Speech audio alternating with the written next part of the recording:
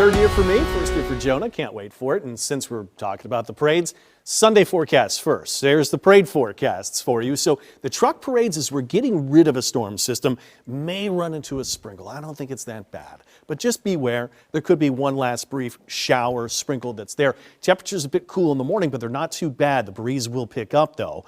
For Barkus in the afternoon, we're up to 71. We'll start to find fewer clouds as we go throughout the day. Your rain chances, I think, are gone once we get to the afternoon. Start to break out more sunshine. And again, Covington should feel nice. A little bit of a breeze, but we can't wait to see you there.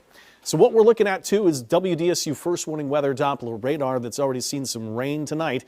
We're starting to find these light showers to the south shore, but again, not a lot to it.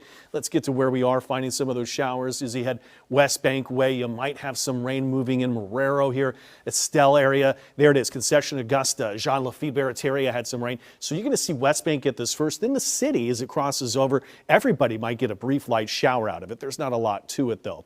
Also found some showers to the Bayou parishes. Those will be moving into the river parishes. Raceland, Tahoma area, Gray getting some showers. Maybe a sprinkle here and there, cut off to Golden Meadow here too. What about visibility? What have we done with that? And you'll see this visibility indication that we have some fog forming in some couple of areas, and I've got some more data to confirm that here in just a bit.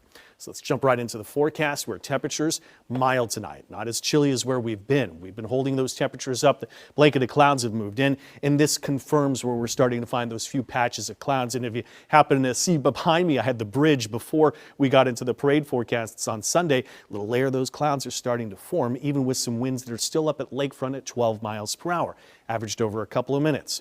So here's where the storm system is at this time. That's not it. It is going to draw through a weak front, but it's the storm system that's over Arizona, New Mexico right now. This is the one we got to watch as that eventually swings through what will be the warm front after the weak cold front passes through tonight. If we get into the warm sector, that usually means you're at a greater risk for possible severe storms, and it usually means you could have an isolated tornado, in this case a weak one if you get one. Fog forecast tomorrow, the first reason why we've got an impact day, the potential for that. Temperatures a little bit cooler from here, but not too bad. I'd say fairly mild. So we're under this low-level risk for severe storms tomorrow. We're smack dab in the middle of it here, a level 1 of 5 categories called a marginal.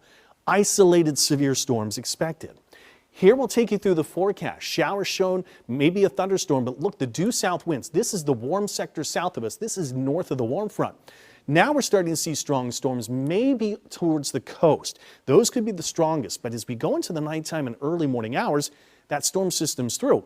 Now this forecast data shows a little bit more storm activity, a little bit heavier as we get to about midday, but again, we're not in that warm sector just yet, which means we're more of a hail threat.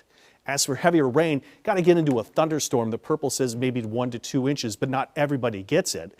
We're still a little warm to help fuel those chances of severe storms. But heavy rain locally, if you get a thunderstorm, still the greatest risk. And it's really a hail threat, this kind of a setup is what we will take you through.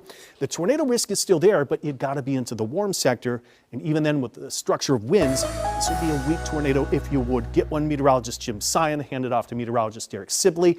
I'll be watching things if need be. We'll be keeping you covered all day, and I could give them an extra hand.